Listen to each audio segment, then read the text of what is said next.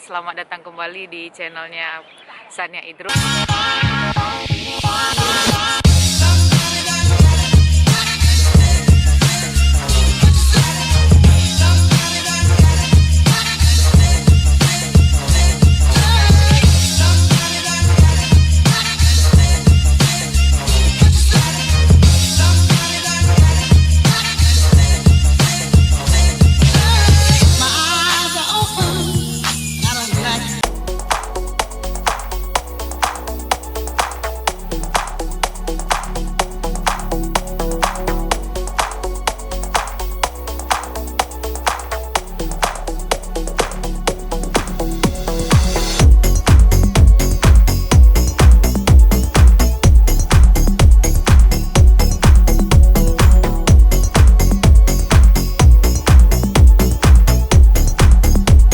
Sania lagi bersama salah satu mahasiswa Indonesia yang saat ini sedang kuliah di Universitas Hwachung.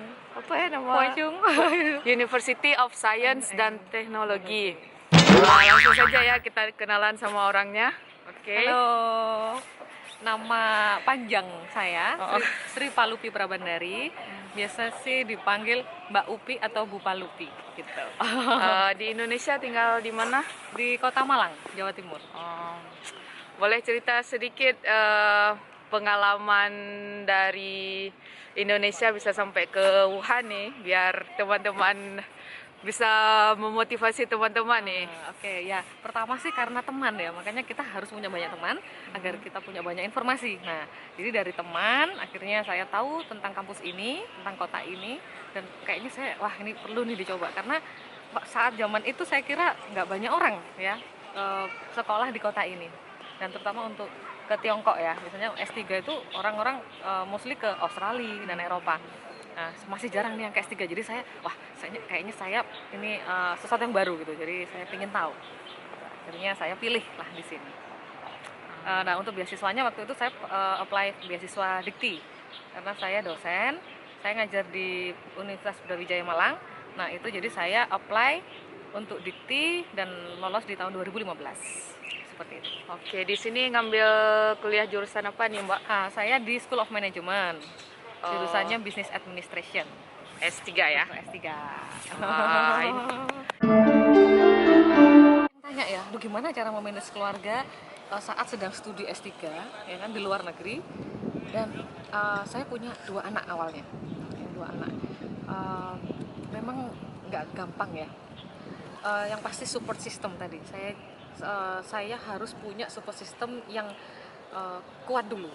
Apa sih support system itu? Maksudnya di lingkungan kita, sekitar kita yang bisa membantu kita gitu ya, seperti orang tua, saudara, kakak, adik gitu, suami yang pasti ya kan, dan anak sendiri, anak saya pun harus juga kayak terlibat ya, ikut, mereka juga harus mengerti gitu dengan kondisi mamanya yang sedang sekolah gitu.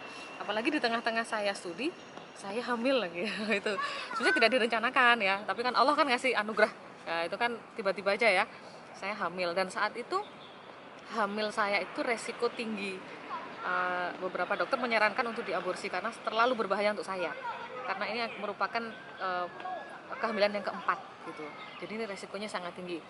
Tapi saya yakin kembali kepada Allah, jika Allah menentukan ini, menciptakan makhluk gitu, insya Allah Allah akan menolong kan. Saya sih maju terus lah waktu itu, insya Allah saya bisa gitu, selamat. Nah, tapi memang di saat saya hamil itu sangat banyak tantangannya ya, karena saya harus bed rest selama 9 bulan penuh gitu. Jadi selama 9 bulan itu saya ngetik gitu ya, itu sambil tiduran setiap hari. Yang penting kita harus semangat lah gitu. Sebenarnya ujian atau drama di setiap proses studi S3 itu masing-masing pasti punya gitu ya. Tapi kita kembalikan aja ke Allah, pokoknya kita semangat, kita berjuang terus, nggak putus asa, insya Allah kita akan mencapai gelar PhD-nya. Apa sih yang membuat saya itu terus semangat ya, istilahnya bahan bakar saya untuk terus ayo semangat, ini nggak boleh berhenti, ayo nggak boleh gagal kayak gitu ya. Karena begini, ini semangat ini dari papa mama saya. Jadi papa mama saya itu pernah studi S3 juga, tapi sampai sekarang ini belum sempat diselesaikan. Papa saya sudah almarhum, mama saya masih ada, cuman belum sempat terselesaikan S3 beliau-beliau ini. Jadi saya itu merasa seperti ini, saya ingin melanjutkan cita-cita orang tua saya, jadi saya harus berhasil. Saya ingin menyenangkan kedua orang tua saya ingin membanggakan. Itu yang menjadi bahan bakar. Nah, masing-masing orang pasti punya sisi itu, sisi bahan bakarnya apa ya? Masing-masing orang mungkin berbeda. Nah, sekarang coba cari bahan bakarmu apa yang membuat kamu terus semangat gitu.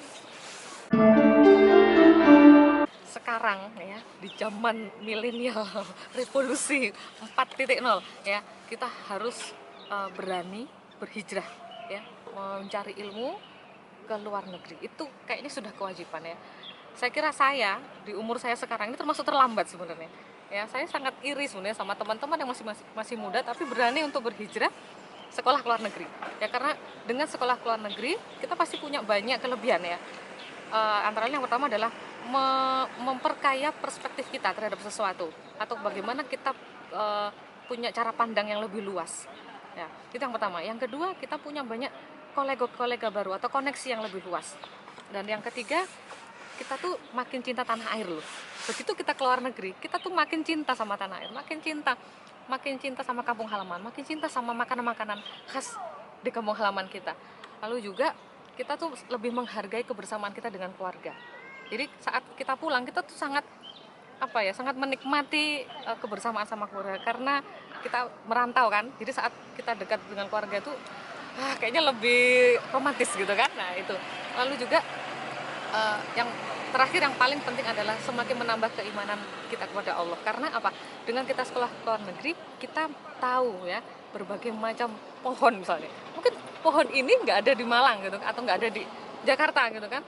Buah ini mungkin nggak ada di Indonesia, tapi hanya ada di Belanda atau ada di Cina seperti itu. Jadi kita semakin tahu bagaimana kebesaran Allah dengan kita berhijrah, merantau seperti itu. Pesannya untuk yang sudah berpasangan ya, atau yang sudah berkeluarga, udah punya anak, gimana caranya kita bisa mendapatkan kelancaran gitu ya, atau mendapatkan izin yang pertama dari pasangan ya, doa. Jadi doa, Allah akan membukakan jalan itu, membukakan izin atau hidayahnya itu lewat doa kita ya. Dulu saya juga gitu, saya pokoknya ya Allah, semoga saya bisa sekolah ke luar negeri bersama suami saya gitu. Saya doanya dari dulu itu agar suami saya juga ikut sekolah. Jadi kalau sama-sama sekolah itu ya mungkin lebih nikmat gitu. Jadi sama-sama belajar, sama-sama maju bareng-bareng seperti itu. Jadi tetap doa dan tetap kita harus punya komitmen sih ya. Kalau saya sih memang dari awal jadi dosen, pasangan saya sudah tahu bakal saya tuh akan sekolah ke luar negeri gitu. Jadi komitmen itu sudah ada aja. Ya, dan tetap itu sih memang kuncinya tetap doa. Pokoknya doa. Gimana caranya biar diizinkan seperti itu dan diridhoi, karena ridho suami adalah ridho Allah kan gitu ya. Oke, semangat.